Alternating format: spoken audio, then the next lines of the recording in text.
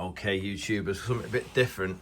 I have in front of me a Weber, and it's a TLDM carburettor off an XR2, which is basically a Ford Fiesta, a go faster Ford Fiesta from about 1989. Now, I've been asked to clean this carb and rebuild it. I bought a refurb kit for it. I've not even looked inside yet. But we've got all diaphragms and stuff and needle valves and things like that. Now, I do have a little bit of, experience. I remember them, and I remember them because they had a vacuum operated second choke. So when you drove around town, bearing in mind, this is right on the cuff of fuel injection. This is 1989, so any carbs that were made in this period were pretty good because, you know, emissions threats were coming in. I think it was 1992, everything had to have a catalyst. So in 89, they were well aware of it, so things had to be good, carburetors had to be good. So these were good carbs, these.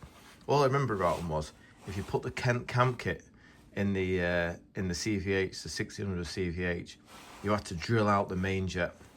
I can't remember what we drilled it to, but it was like 0.1 bigger or 0.15 bigger, and it just gave it that extra bit, you know, just made it really barp.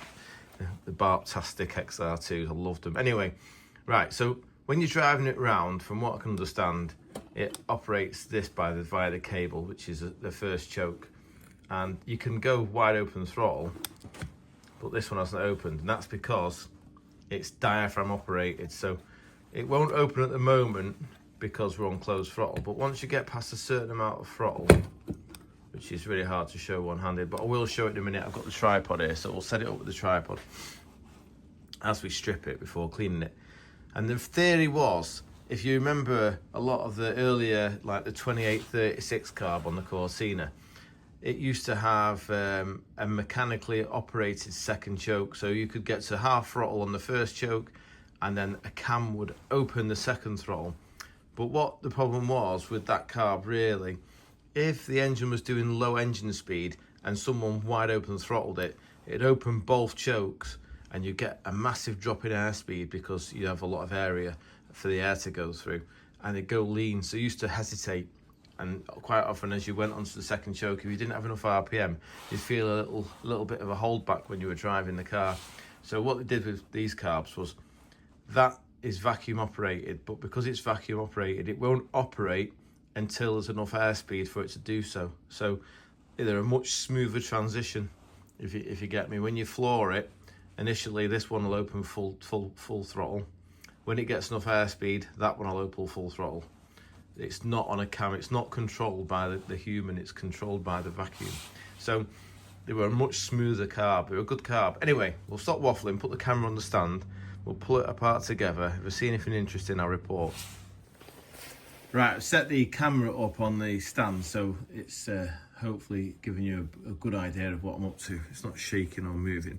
So the first thing I've undone, in the side of this carburettor is something called an anti-run-on valve. Now, obviously you might, if you've got an old classic, you can have a situation where if the engine's hot, when you turn the ignition off, if the exhaust valves are still hot or it's got carbon glowing in the chamber, the engine runs on. So even though it's got no spark, it continues to run. Sometimes they run backwards, be quite annoying. So what Ford did, or Weber, they made this anti-run-on valve, and it's really simple. It has a 12-volt feed from the ignition.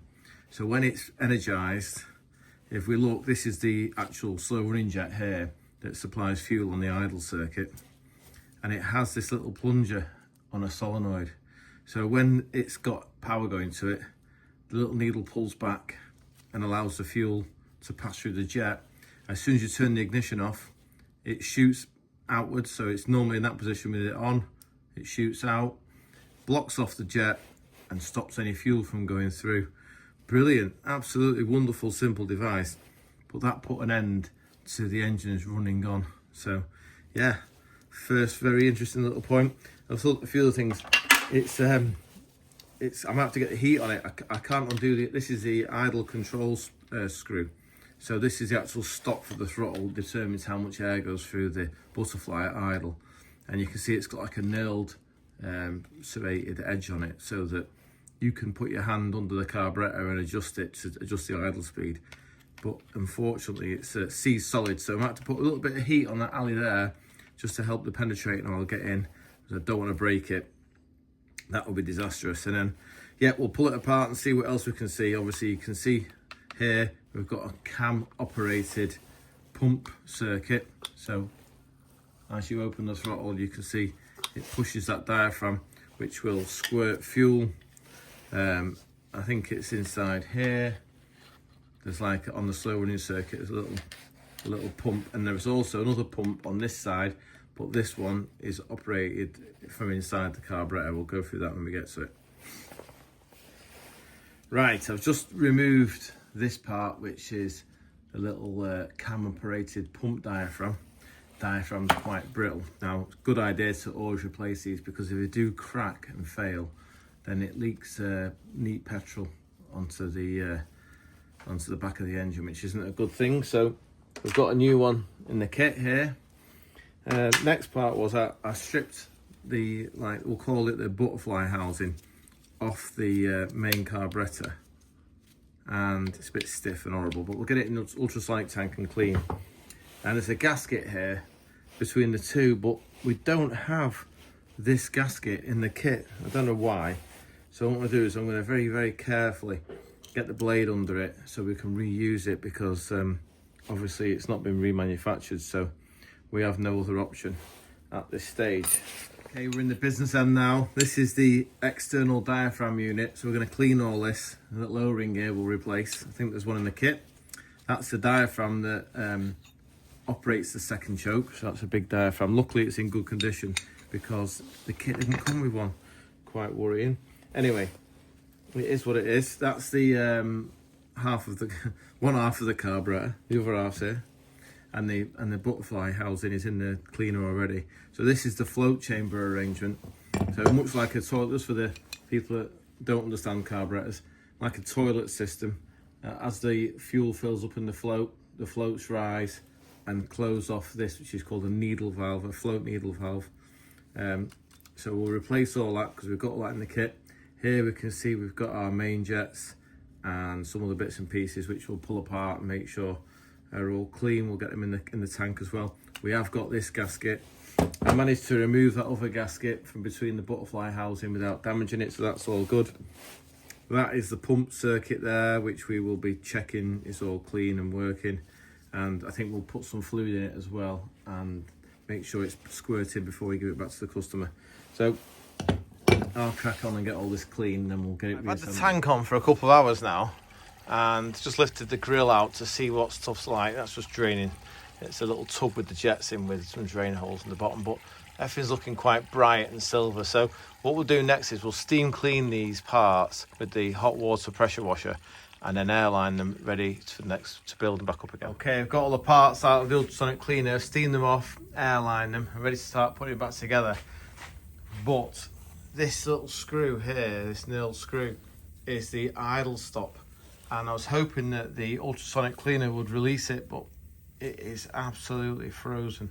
I desperately don't want to break it, so I'm just going to get the gas now. We're going to get the heat on it, warm the alley gently in the hope that the expansion of the aluminium will release the grip on the thread and allow us to undo it.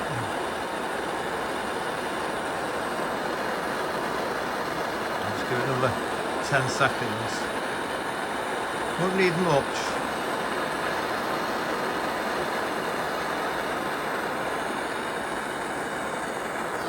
Right, we'll try that. Oh, look at that. Released it straight away. The wonders of a bit of heat. Right, we'll get some lube into it. Oh, that wasn't very clever, was it? Set fire to his carburettor.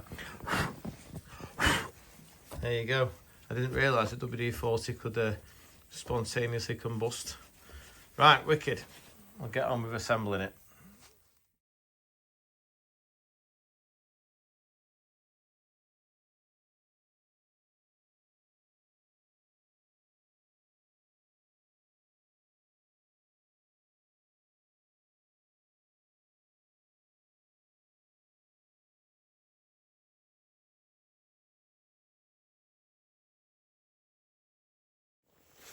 Okay, we've got the carburettor built back together with his new gasket kit in him. It's all ready to go out. I just need to go over a few things that I couldn't do with one hand before. So, as I spoke on before when we talked about how the mechanism for the throttle worked, we can go wide open throttle on the first choke, and the second one doesn't open at all in a cam mechanism. It always relies on a vacuum in this diaphragm unit to suck it and pull it open, so it gets the second throttle when there's enough airspeed. So just so that if you went wide open throttle at like 1500 RPM, the engine wouldn't stall with too much air available, basically. So quite interesting. The vacuum operated butterfly will open a tiny bit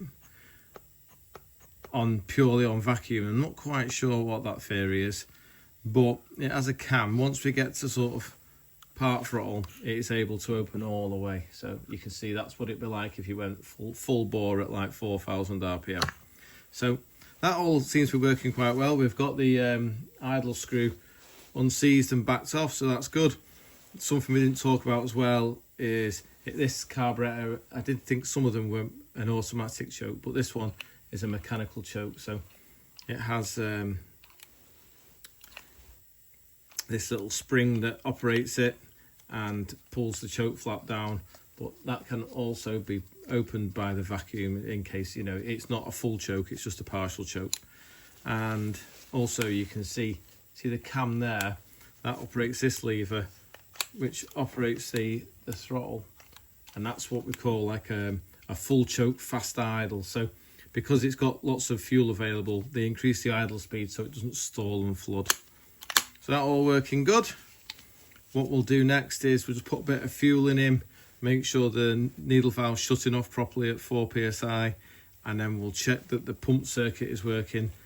That's this diaphragm here. So your fast acceleration, when you go wide open throttle, this lever, this cam, can you see it there, operates that diaphragm, which is a pump circuit, and there's a little pump inside here that squirts fuel straight out the bottom of the carb. So we'll prove that next. Okay, we're just hovering above the dyno here with the fuel connected. I put the carburettor in a steel tray so in case the float jams and it leaks everywhere. I'll connect the fuel pump up now, and then what we'll look out for is leaks. We're listening for the pump slowing down. I can hear the fuel going in.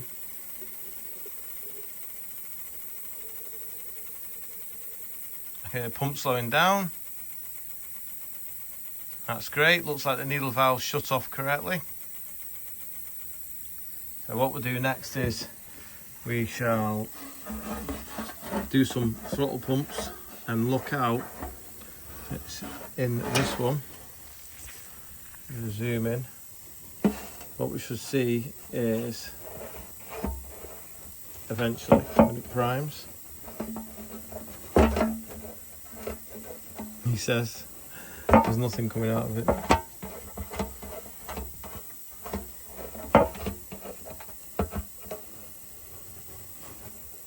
I can't actually see it. Where is it? Oh, it's there. Right, that little bit there. Come on. Why aren't you working? What's going on?